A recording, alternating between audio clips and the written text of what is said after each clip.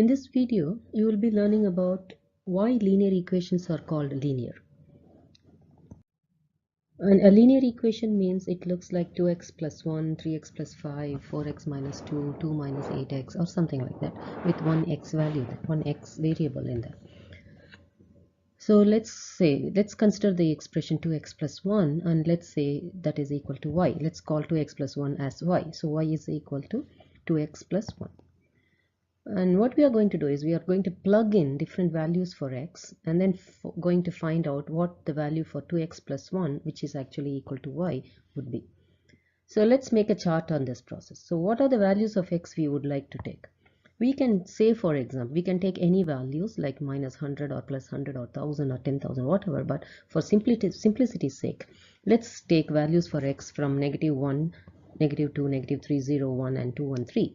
Let's just keep it to that set of values for x, and once you start plugging in the values one by one to 2x plus 1, then the y values, which is 2x plus 1 value, will start giving different values. Okay, so let's say for an example, let x is equal to negative. Let's say x is equal to negative 1. And when you plug in that negative 1 into this place, we get 2 times negative 1 plus 1, which is negative 2 plus 1, which is negative 1. So you get the value of y. Y is nothing but 2x plus 1. So the value for 2x plus 1, which is y, will be negative 1. I'm going to give you another example of this. So let's say x is equal to 3. So plug in the value of 3 into the place of x. So 2 times 3 is 6. And plus 1 is already there in the expression. So 6 plus 1 is 7. So when x is equal to 3, y would be equal to 7. And when x is equal to negative 1, y is equal to negative 1 and so on. So I just used these two values for x. And you need to go on doing for all these things and make a nice table. Let's see how the table would look like. So let's say if the x values would be negative 3, negative 2, negative 1, 0, 1, 2, 3. This is what we decided to use x value as. And then for each of these values, we are going to find its corresponding y values. So for negative 3, the value for y, which is 2x plus 1, y is nothing but 2x plus 1, right? So for each value of x, you will get different values of 2x plus 1, which is y. So now we have one value of x, one value of y. And there are 7 of them, right? So what we are going to do now is going to collect them as a pair, which this pair is called an ordered pair. Those who have done coordinate geometry would know what this means. Ordered pair, and this is used to plot points on coordinate axis, and that's what exactly we are going to do now. Now let's make we have made another row collecting the x and y values in ordered pair form. That is x in the first part and y in the second part and so on. For each of these x and y values, we make them into a pair. And then we collect and write them as one of the rows in the table. Now let's see what we are going to do with this ordered pairs. So these can, as I said, these can be plotted on a coordinate axis. How? The x values will be taken on the x-axis and y values will be taken on the y-axis. Okay, now we are going to plot the points. The points had x comma y.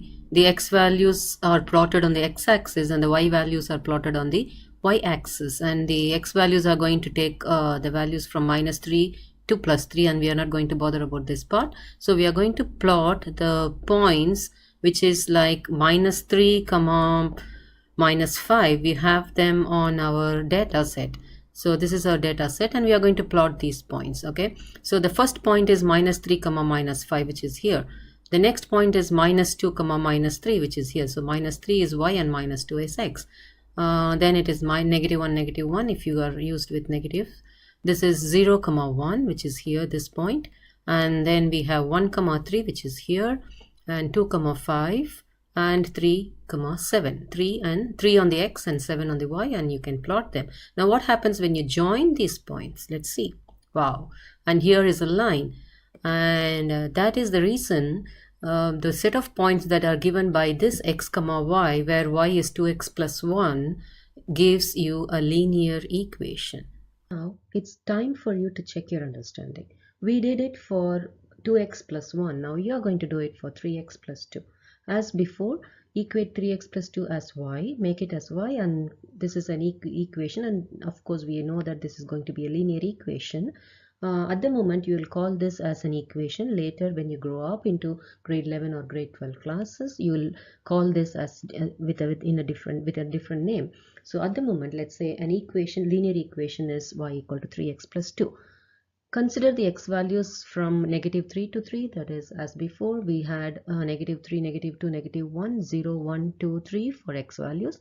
Use the same set of values for x and then input them, that is, plug them in into 3x plus 2 and find the value for y for each value of x as we did for 2x plus 1, and complete the table and collect all x's and y's, and then use these pairs, ordered pairs x comma y, to plot a graph and then join the points and see if you are getting a line or not. And if you have done this, you should be able to proceed further. Pause this video for a moment, go back, finish your work, and then come back and see whether your answer is correct or wrong. This is going to be a line because it's a linear equation. We have already understood that a linear equation should give you a line on the graph. But what you need to know now is whether your answers are correct. Like these, do you have these as your ordered pairs in your table? -3, -7, -2, -4, -1, -1, 0, 2, 1, 5, 2, 8, and 3, 11. And if you had them on your table and if you plotted them correctly on the graph, then you would have definitely got a line, which means that 3x plus 2 is again a linear equation. So what we have observed is, what is a linear equation? A linear equation will always have an equation with one variable. So the equations of the form 2x plus 1, 3x plus 2 is what we saw, and you can have variety of such equations, 5x minus 3 or 5 minus 2x. All of them, you can see that there is only one variable involved in this, and this variable gives you in terms another value for which is y. So y, which is equal to the expression itself, has one variable in it. So equations with one variable is called a linear equations. Basically, that's what you need to understand.